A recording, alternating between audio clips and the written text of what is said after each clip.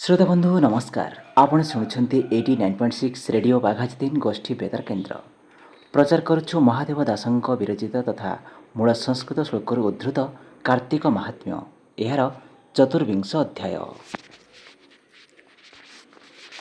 श्रीकृष्ण उवाच ततमुद्गरिणीभिर्नमूर्धनं प्रेतपयन्ययत् कुम्भीपाके क्षिप्तासु त्रिलोक्यथनसिंस्थिते कहन्ति प्रभुआदिमूल सुजन जन संगे मेल ଶୁଣ ସୁଜନେ ଏକଚିତେ ବିପ୍ରଙ୍କୁ ଧରି ଯମଦୂତେ ଗର୍ଜନ୍ତି ଅତି କୋପ ଭରେ ଲୋହମୁଦ୍ଗର ଧରି କରେ କଣ୍ଟକ ଶିଳରେ ବସାଇ ମୁଣ୍ଡରେ ପିଟନ୍ତି ନିଠାଇ ଶରୀରେ ଯେତେ ଅସ୍ଥି ଦଣ୍ଡା ମାଡ଼ରେ ସବୁ କଲେ ଗୁଣ୍ଡା ଅସ୍ଥି ଶୁଣିତ ମାଂସ ମିଶି କୁରାଳ ମାଟି ପ୍ରାୟ ଦିଶି କିନ୍ତୁ ମୁଁ ନରେ ଧରି ତୋଳି ତଳେ ଯେ ଦ୍ରୋଣୀ ଚୁଲି ଜାଳି ଅନଳ ତେଜରେ ଚିକଣ ଫୁଟଇ ଯେହ୍ନେ ଅଗ୍ନି ବାଣ ଧନେଶର ବିପ୍ରଙ୍କୁ ନେଇ ସେତଲ ଦ୍ରୋଣରେ ପକାଇ ବ୍ରାହ୍ମଣ ପୋଡ଼ି ଅଗ୍ନି କୁଣ୍ଡେ ତକ୍ଷଣା ଧରି ଅନ୍ୟ ପିଣ୍ଡେ ଅପୂର୍ବ ରୂପ ଦିବ୍ୟ ଶୋଭା ତୈଳକୁଣ୍ଡରେ ହେଲେ ଉଭା ଅନଳ ତେଜ ଆଉ ନାହିଁ ପ୍ରେତପ ଗଣେ ତାକୁ ଚାହିଁ କହିଲେ ଜନ୍ତୁପତି ଆଗେ ଆଶ୍ଚର୍ଯ୍ୟ କଥା ଶୁଣ ବେଗେ ମନ୍ତ୍ରୀ ସହିତେ ଜନ୍ତୁପତି ମିଳିଲେ ବିପ୍ରଦଣ୍ଡ କତି ଏହି ସମୟେ ମୁନିବର ନାରଦ ବ୍ରହ୍ମାଙ୍କ କୁମର ଯମଛା ମୁରେ ପରବେଶ ଦେଖିନ ମହି ସୂର୍ଯ୍ୟ ଶିଷ୍ୟ କଲ୍ୟାଣ କରି ମୁନିବର ବୋଲନ୍ତି ଏକି କର୍ମ ତାର ଏଡ଼େ ଅଜ୍ଞାନ ତର ପିଣ୍ଡ ବିଷ୍ଣୁ ଭକତକୁ ଦେଉ ଦଣ୍ଡ ଶୁଣ ରାଜନ କହୁ ତତେ ଏ ବିପ୍ର ସାଧୁଙ୍କ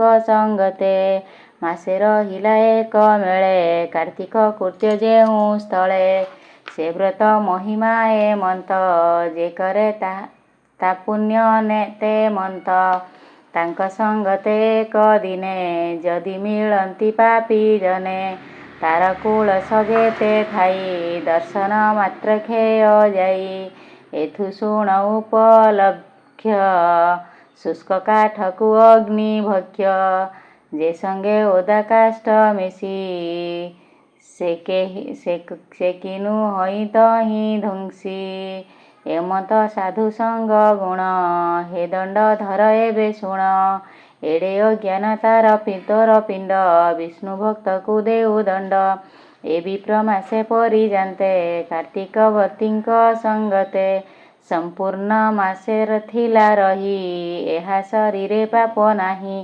ଏହାକୁ ବିହିଲେ କଷଣ ତୋର ବିପତ୍ତି ନିଶ୍ଚେ ଜାଣ ଏମନ୍ତ ପଚାରୁ କି ମନେ ଏ ପୁଣ ଥିବ ସବୁ ଦିନ ଏହି କରଣ ଏହି ଦୂତେ ସର୍ବଦା ଥିବ କି ଜଗତେ ଏମନ୍ତ ପ୍ରାୟ ଅଛୁ ମଣି ବିଷ୍ଣୁର ମାୟା ନୁହେଁ ଜାଣି ତୋର ପାଏ ଲକ୍ଷେ ଯମ ଯାର ଭୃତ୍ୟକୁ ନହେଁ ସମ ଏହି ପ୍ରକାରେ ପଣ ପାନ୍ତି ପଲକ ମାତ୍ରେ ଆନ ହୁଅନ୍ତି କେବଳ କଲା କର୍ମ କଥା କୀର୍ତ୍ତି ଅକୀର୍ତ୍ତି ବେନି ଯଥା ବିଷ୍ଣୁର କୌତୁକ ଅର୍ଥେ ଭୁଞ୍ଜନ୍ତି ଜାତ ଆତଜାତ ପଥେ ଏହା ନ ଜାଣି ମୂର୍ଖପଣେ ପ୍ରାଣୀକି ଦଣ୍ଡ କାରଣେ ଅଳପ ଅଧିକାର ପାଇ ଅର୍ଥ ମଦରେ ମତ ଦେଇ ହୋଇ ପ୍ରାଣୀଙ୍କ ଦୋଷ ନ ବିଚାରି ରାଜସ ଗୁଣ ମନେ ଧରି ଯେତେ ଗଞ୍ଜଇ ପ୍ରଭୁ ପଣେ ଆପେ ଭୁଞ୍ଜଇ ସତ ଗୁଣେ ସର୍ବସମ୍ପଦ ଅର୍ଥ ଛାଡ଼ି ଦେହ ଅନ୍ତରେ ନର୍କେ ପଡ଼ି ବହୁତ କଷ୍ଟ ଭୋଗ କରି ସେଠାରେ ପ୍ରଭୁ ଭୃତ୍ୟ ସରି ଏମନ୍ତ ଗୋବିନ୍ଦର ଖେଳ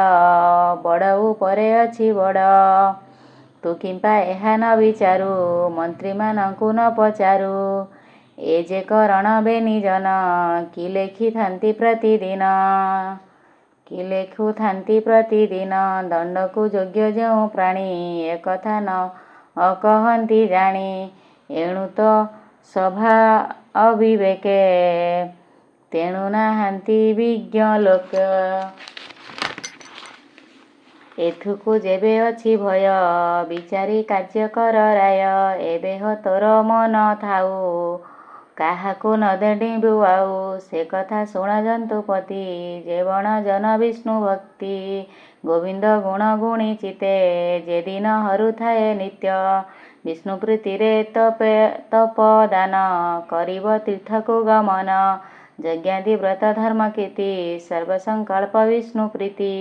ଶ୍ରୀ ଏକାଦଶୀ ବ୍ରତ ରାଜା କାର୍ତ୍ତିକ ମାସ ବିଷ୍ଣୁ ପୂଜା। ମକର ମେଷ ଆଦି କରି ଯେ ହୋଇଥିବ ବ୍ରତଚାରୀ। ତୁଳସୀ ସେବା ଦିନେ ଦିନେ ଏମନ୍ତ ଭାବେ ଯେଉଁ ଜନେ।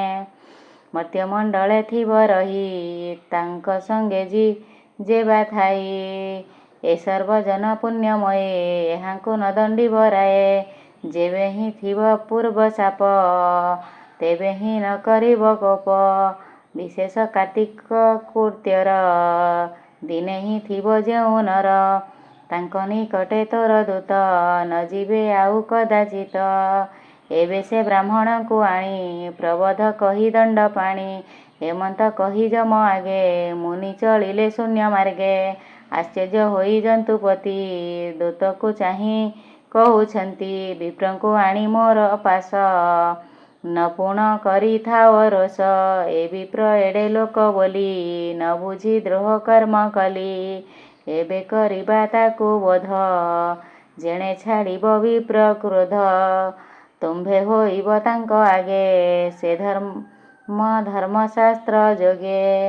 ଏମନ୍ତ ରାଜା ମୁଖୁ ଶୁଣି ପ୍ରେତପଗଣ ସେହି କ୍ଷଣି। ସେ ଧନ ସ୍ୱର ନାମ ଦ୍ୱିଜ ପ୍ରଭାବେ ଦିଶୁଅଛି ତେଜ। ତୈଳଦ୍ରୋଣୀରୁ ତାକୁ ଆଣି ବିଶ୍ୱାସେ କହୁଅଛି ବାଣୀ।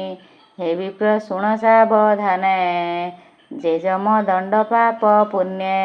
ତୁମ୍ଭକୁ କହିବା ଥୁକାଏ ଆଗତ ପାଦେ ରହୁ ଭୟେ। ଆମ୍ଭେ ଯେ ଯମ ଆଜ୍ଞା ଘେନି ପାପୀଙ୍କୁ ଆଣୁ ସଞ୍ଜୀବନୀ।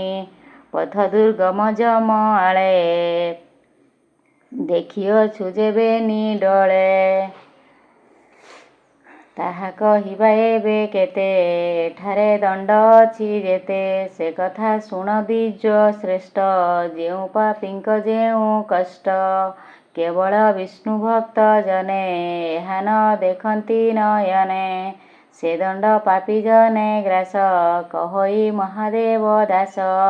ସୁଜନେ ବିଷ୍ଣୁ ଆଶ୍ରୟ କର ଯମଦଣ୍ଡକୁ ଯେବେ ଡର।